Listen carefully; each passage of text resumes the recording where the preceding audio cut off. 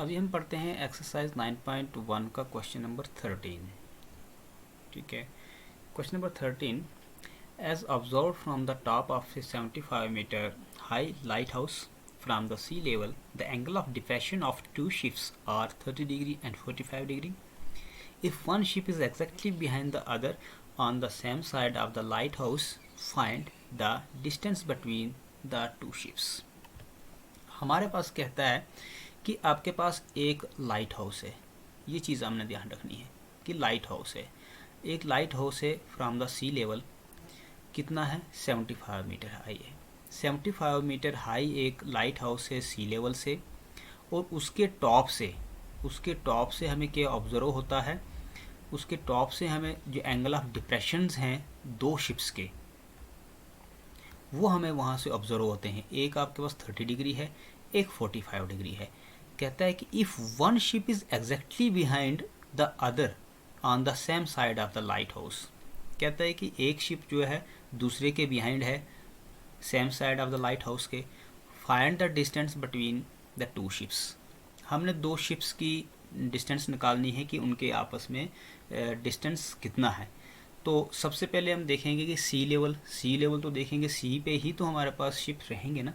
तो हम सबसे पहले क्या करते हैं कि एक सी लेवल हम बना लेते हैं. मान लीजिएगा हमारे पास ये जो है एक सी लेवल है, ये हमने ड्रॉ कर दिया सी लेवल. ठीक है, ये हमने ड्रॉ कर दिया सी लेवल, और सी लेवल पे हम एक लाइट हाउस बनाएंगे, 75 मीटर का लाइट हाउस. तो ये देखिए 75 मीटर का हमने एक 75 मीटर का एक लाइट हाउस जो है वो तैयार कर दिया, जिसका नाम हम ए और बी दे देंगे. ठीक है, और सी और डी जो है हमारे पास ऐसी पोजीशंस हैं सी पे, ऐसी पोजीशन है सी लेवल पे जहाँ पे शिप्स हैं. ठीक है, सी पोजीशन पे और डी पोजीशन पे शिप्स खड़े हैं.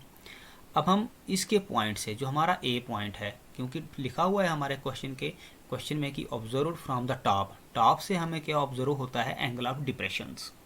एंगल ऑफ डिप्रेशन जो है वो बनेंगे, एक तो आपके पास डी पॉइंट पे जहाँ पे एक शिप खड़ा है और उसके लिए एक एंगल ऑफ डिप्रेशन बनेगा, और दूसरा उसी पॉइंट से हमारे पास सी पॉइंट पे दूसरा शिप होगा, तो वहाँ के लिए अलग अलग से एंगल ऑफ डिप्रेशंस क्रिएट होंगे. तो हम सबसे पहले एक हॉरिजॉन्टल लाइन ले लेते हैं. अगर हॉरिजॉन्टल लाइन लेंगे तो तभी जाके हम हॉरिजॉन्टल लाइन के बिलो जो हमारे पास एंगल बनते हैं वो एंगल ऑफ डिप्रेशंस होते हैं, और जो हॉरिजॉन्टल लाइंस के अबोव होते हैं उनको हम एंगल ऑफ एलिवेशंस बोलते हैं. तो इसीलिए हॉरिजॉन्टल लाइन से बिलो हमें एंगल ऑफ डिप्रेशंस बनाने हैं. तो सबसे पहला हम जो पहले शिप्स के लिए या दूसरे शिप्स के लिए मान लीजिएगा, वहाँ के लिए हमने एक एंगल ऑफ डिप्रेशन बना लिया, वो कितना है? 30 डिग्री का है. ठीक है जी. और दूसरा हमारे पास एंगल ऑफ डिप्रेशन जो है दूसरे शिप के लिए जो सी पॉइंट पे खड़ा है, वहाँ के लिए हमने बना दिया है 45 डिग्री का, क्योंकि हमारे क्वेश्चन में गिवन है. तो ये 45 डिग्री और 30 डिग्री एंगल्स बन गए. अब हमारे पास ये जो हमें एंगल्स बने, ये एंगल 30 डिग्री और ये एंगल 45 डिग्री, ये हमारे एंगल ऑफ डिप्रेशंस जो ऊपर हमने बने थे उनके अल्टरनेट एंगल्स हैं ये. क्योंकि हमारे पास ए जो है वो बी डी के इक्वल है. अगर ए जो है बी डी के इक्वल होता है तो ये एंगल जो बनते हैं ये एंगल इसके इक्वल होंगे, क्योंकि ये जेड की शेप में एंगल बनते हैं. तो हमेशा जेड की शेप में जो एंगल्स बनते हैं वो अल्टरनेट एंगल्स होते हैं. इसीलिए हमारे पास ये 45 डिग्री और ये 30 डिग्री हमने ड्रॉ किया हुआ है. ठीक है जी. तो अब हम ये शिप 1, सी को हम शिप 1 मानते हैं और डी को हम शिप 2 मानते हैं. तो अब हमारे पास यहाँ पे क्या हो गया है कि ट्राइंगल्स क्रिएट हो गई है. ये ट्राइंगल हमारे पास, इस पे राइट एंगल होगी बी के ऊपर. ये ट्राइंगल बन गई हमारे पास ए बी सी, एक ट्राइंगल बन गई, और दूसरी हमारे पास ए बी डी एक ट्राइंगल बन गई. एक छोटी ट्राइंगल है, एक बड़ी ट्राइंगल है. छोटी ट्राइंगल का एंगल जो है वो 45 डिग्री है, बड़ी ट्राइंगल का एंगल जो है वो 30 डिग्री है. तो सबसे पहले हम छोटी वाले ट्राइंगल्स को लेंगे, छोटी वाले ट्राइंगल लेंगे, यहाँ से हम बी सी की वैल्यू निकालेंगे. ठीक, क्योंकि हमारे पास ए बी की वैल्यू तो दी है. ए बी क्या है? ए बी तो हमारे पास लाइट हाउस है. तो हम लेट करते हैं कि ए बी जो है लाइट हाउस है, और टू शिप्स हैं वो किस पॉइंट के ऊपर है? सी पॉइंट के ऊपर और डी पॉइंट के ऊपर है. ये हम मान लेते हैं, हमने माना है. कि ए बी जो है वो लाइट हाउस है, सी और डी पॉइंट के ऊपर शिप्स खड़े हैं। ये देखिए, ये पहला शिप आपके पास सी पॉइंट पे है और दूसरा शिप आपका जो है वो डी पॉइंट पे है, ठीक। और ये हमारे पास लाइट हाउस है जिसको मैंने यहाँ पे लिखा हुआ लाइट हाउस, ठीक, जिसको हमने ए बी के नाम से दिया हुआ, और उसकी जो हाइट है वो कितनी है, 75 मीटर है। अब हमारे पास ये जो ट्राइंगल बन रही है, ये ए बी सी ट्राइंगल है, राइट एंगल्ड बी के ऊपर है। अब इसका रेशो जो हम लेंगे इस ट्राइंगल का, तो परपेंडिकुलर मान लीजिएगा हमारे पास ए बी परपेंडिकुलर है, बी सी हमारे पास बेस है, तो ए बी हमारे पास दिया हुआ है 75 मीटर। हम यहाँ पे बी सी की वैल्यू निकालेंगे, ठीक।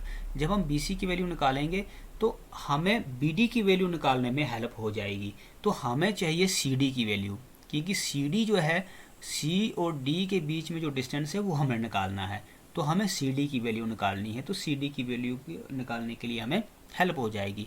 तो सबसे पहले हम ट्राइंगल ए बी सी लेते हैं।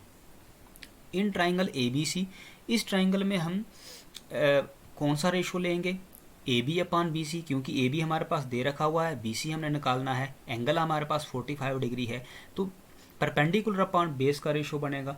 तो परपेंडिकुलर अपान बेस का रेशो देखिए हमारे पास यहाँ पे है, this is perpendicular upon base, ये रेशो है, किसके बराबर होता है, 10 के बराबर होता है, ठीक है। तो हम tan 45 लिखेंगे। तो हम क्या रेशो लिखेंगे, A B upon B C is equal to tan of 45 degree, ये हमने लिख दिया, A B upon B C is equal to tan of 45 degree. अब हमारे पास tan 45 डिग्री की वैल्यू जो है ये हमें पता है किसके बराबर होती है, ये तो हम सब जानते हैं, ये तो 1 के बराबर होती है tan 45 डिग्री की वैल्यू। और आपके पास ए बी की वैल्यू जो है वो हमारे पास दे रखी है, किसके बराबर है, 75 मीटर के बराबर है। तो हम यहाँ पे लिख सकते हैं कि ए बी हमारे पास किसके बराबर है, 75 मीटर के बराबर है, ठीक। तो हम ए बी की वैल्यू पुट करेंगे और tan 45 डिग्री की वैल्यू पुट करेंगे। हम पुट कर देते हैं, लिख देते हैं, हमारे पास ए बी की वैल्यू कितनी आ गई, 75 मीटर आ गई। बी सी की वैल्यू तो हमने निकालनी है, tan 45 डिग्री की वैल्यू 1 आ गई। मान लीजिएगा इसके नीचे 1 है, अगर इसको हम बाई क्रॉस मल्टीप्लाई कर देते हैं तो 75 1 ज़र 75, बी सी 1 ज़र बी सी, तो बी सी की वैल्यू कितनी निकल जाएगी हमारे पास, 75 मीटर। तो हमारे पास बी सी की वैल्यू निकल गई, बी सी की वैल्यू हमारे पास 75 मीटर निकल गई, ठीक है। यहाँ तक क्लियर हो गया। अब हम ट्राइंगल लेते हैं बड़ी वाली, ये वाली ट्राइंगल ए बी डी। अब बड़ी वाली ट्राइंगल हम लेते हैं, यहाँ पे भी आपके पास टेंस का रेशो बनेगा, क्योंकि ए बी आपके पास दिया हुआ है और बी डी आपको निकालना है, ठीक। तो ए बी आपके पास 75 मीटर दे रखा हुआ है, तो इसी ही tan के रेशो से हम इसको निकालेंगे, लेकिन एंगल चेंज हो जाएगा। यहाँ पे हमने एंगल 45 डिग्री लिया था, यहाँ पे एंगल हमने 30 डिग्री लेना है। तो चलिए करते हैं हम triangle A B D. In triangle A B D इसका रेशो क्या होगा, A B upon B D, A B upon B D is equal to, A B upon B D is equal to tan 30 degree, tan 30 degree. अब A B की value तो आपके पास दे रखी है, कितनी है, 75 मीटर। बी डी की value आपके पास निकालनी है, लेकिन इसमें एक चीज़ आपको ध्यान रखना है, क्या है रखना है, कि बी डी की वैल्यू आपके पास दो पार्ट्स में है, एक तो आपके पास बी सी है और दूसरी आपके पास सी डी है। जब इन दोनों को ऐड करेंगे B C plus C D, तब आपके पास बी डी के बराबर होगा। तो हम लिख देते हैं कि हमारे पास ए बी की वैल्यू किसके बराबर है, 75 मीटर के बराबर है, एंड बी डी जो है वो किसके बराबर होगा, B C plus C D के बराबर। तो मान लीजिएगा हमने बी डी की जगह क्या लिखना है, B C plus C D लिखना है। जहाँ से बी सी की वैल्यू तो हमने ऊपर निकाल दी हुई है, बी डी सी डी की वैल्यू हमारे पास निकल जाएगी, जो ही हमने निकालना है distance between ship 1 and ship 2, वो सी डी है, ठीक है। चलिए अब हमारे पास क्या किया कि ए बी की वैल्यू हमने डाल दी 75, बी डी की जगह हमने क्या लिख दिया, B C plus C D लिख दिया हमने, B C plus C D. और tan 30 डिग्री की वैल्यू आपको पता है कि 1/√3 के बराबर होती है। अब हम इसको बाई क्रॉस मल्टीप्लाई कर लेते हैं, ठीक है जी। इसको जब हम बाई क्रॉस मल्टीप्लाई करेंगे, बाई क्रॉस मल्टीप्लाई करने से क्या होगा कि 75 को √3 के साथ मल्टीप्लाई करेंगे, 75 को √3 के साथ मल्टीप्लाई करेंगे, एंड बी सी की जगह हम 75 मीटर लिखेंगे, ठीक, एंड 75 प्लस सी डी होगा। तो बाई क्रॉस मल्टीप्लाई करके हमारे पास ये चीज़ आ जाएगी, 75 √3 is equal to 75 plus C D. अब हम क्या करते हैं, इस 75 को ट्रांसपोज करेंगे, इस 75 को हम ट्रांसपोज करेंगे तो सी डी की वैल्यू को निकालने में हमें थोड़ी सी आसानी हो जाएगी। ठीक है, तो हमने क्या कर दिया कि 75 को हमने ट्रांसपोज कर दिया इस साइड, यहाँ पे प्लस था इस साइड जाके माइनस हो गया, तो 75 अंडर रूट 3 माइनस 75 हो गया सी डी की वैल्यू। अब हमें पता है कि यहाँ पे भी 75 है, यहाँ पे भी 75 है, क्यों ना हम 75 को बाहर ले लें, कॉमन ले लें।